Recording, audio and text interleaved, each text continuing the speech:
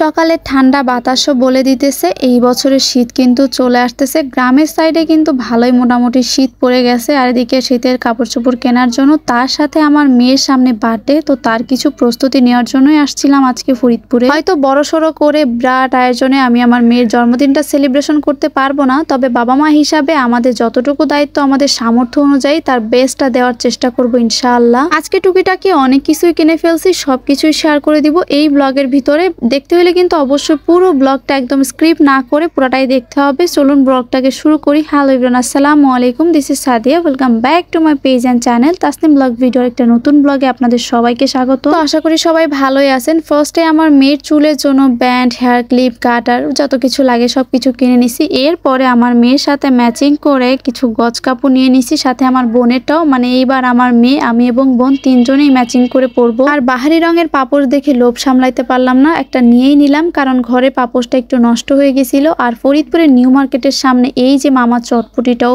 কি লোভনীয়, এইটা আমি প্রত্যেকবার গেলেই খাই, আমার খুব ভাল লাগে। আমি তাকে বলেছিলাম বাসায় আটা রাখার জন্য সেরকম কোনো ডিব্বা বা বক্স নেই, কিসে রাখবো, তাই সে কন্টেনার নিয়ে চলে আসছে। আমার আগে সে চটপটি খেয়ে ফেলছে। একটা ছোট্ট সংসারে যে কত কিছু লাগে। আর এদিকে আজকে চলে গিয়েছিলাম ভাইরাল সেই স্বপ্নতে। আর আজকে স্বপ্নতে আসার আমার প্রধান কারণই ছিল সেই ভাইরাল 10 পিস গরু মাংস সাথে 10 পিস আলুর যে প্যাকেজটা ছিল 160 টাকার, ওইটা নেওয়ার জন্য। কিন্তু আনফরচুনেটলি আমাদের ফরিদপুরে সেটা এখনো আসে নাই। আমি স্বপ্নতে ঢুকেই ভাইরাল সেই প্যাকেজটা খুঁজতেছিলাম যে কোথায় আছে, আগে আমাকে নিতেই হবে। কিন্তু এখানে আসায় অনেক খোঁজাখুঁজি করছি, কিন্তু পাই নাই। পরে এক স্টাফ থেকে আমি জানতে পারলাম যে আমাদের ফরিদপুরে এই ব্রাঞ্চে এখনো আসে নাই। আমি মনে করি স্বপ্নের এই 160 টাকার গরুর গোশের ভাইরাল যে প্যাকেজটা, এইটা আমাদের মতো নিম্ন মধ্যবিত্ত ফ্যামিলির জন্য মোটামুটি ভালোই আছে। বাজারের দিকে যদি আমরা তাকাই, 1 কেজি গরুর মাংসের দাম 7 থেকে 800 টাকা। একজন নিম্ন মধ্যবিত্ত মানুষের পক্ষে এটা একদম অসাধ্যকর হয়ে যাইতেছে। আর হাফ কেজি মান সম্মানের দিকে তাকায় অনেকে কিনতেও চায় না। তো সেই হিসাব করলে 160 টাকায় মানুষ তো 1 পিস গরুর মাংস খেতেই পারে। আজকে আসছিলাম মূলত আমরা দুইজন মানুষ, দেখি আমাদের হয় কিনা একবেলার জন্য, কিন্তু আফসোস এখানে তো নাই। যাই হোক, আমার প্রয়োজনীয় সংসারে কিছু টুকিটাকি জিনিস এখান থেকে নিয়ে নিব। কয়েকদিন ধরেই তাসনিমের আব্বু বিরিয়ানি খাইতে চাইছে, তাই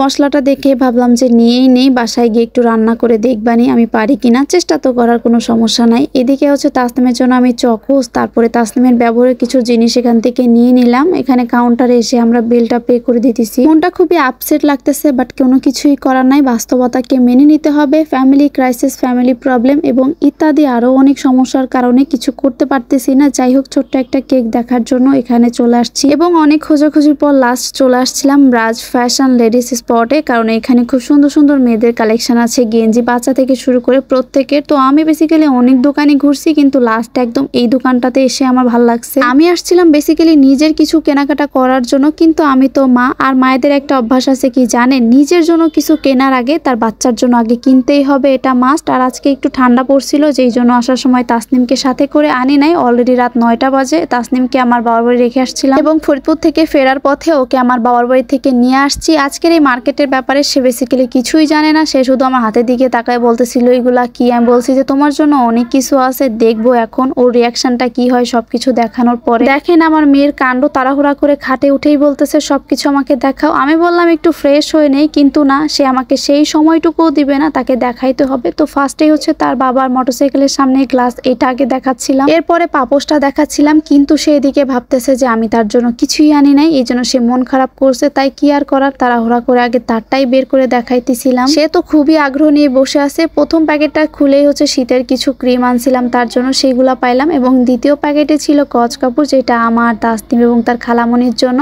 আর থার্ড প্যাকেটে ছিল তার জন্য কিউট একটা বেনি, সে তো খুবই খুশি মাশাআল্লাহ। তো একে একে বের করতেছিলাম। 4 নাম্বার ব্যাগে ছিল তার জন্য ক্লিপ, এবং তারপরে 5 নাম্বার ব্যাগে ছিল আমার জন্য একটা কাকড়া, যেটা হচ্ছে তাসনিমের আব্বু আমাকে পছন্দ করে কিনে দিছে। এবং তারপরে একটা ব্যাগের ভিতরে অনেক কিছু ছিল, যেমন এখানে তাসনিমের জন্য যে আমি সোয়েটারটা আনছিলাম, খুব ভালো লাগছে আমার, তো এটা ছিল। আমি এই গেঞ্জির সাইজটা নিজের আইডিয়া মতো আনছিলাম, তাই আগে পরায় দেখাচ্ছিলাম যে আসলে ওর সাইজে আছে কিনা। পরে দেখলাম যে না, একদম পারফেক্ট। এবং এই গেঞ্জিটার কয়েকটা কালার ছিল, black colour, white colour, pink colour. তো আমি ব্ল্যাক কালারটা আনছি। আর এখানে চকোস পেয়ে তো আমার মেয়ে খুবই খুশি। আর একদম লাস্ট তাসনিমের জন্য ছিল কিউট একটা পেস্ট, যেটা স্মেল অনেকটা কমলার মতো আসে, খুবই ভালো লাগছে আমার। আর এই তো বিরিয়ানির মশলা তো দেখাইছিলাম। এরপর কিছু ফল আনছিলাম ওর জন্য, পেয়ারা। তো এই ছিল আজকের মিনি শপিং ব্লগ। আল্লাহ হাফেজ।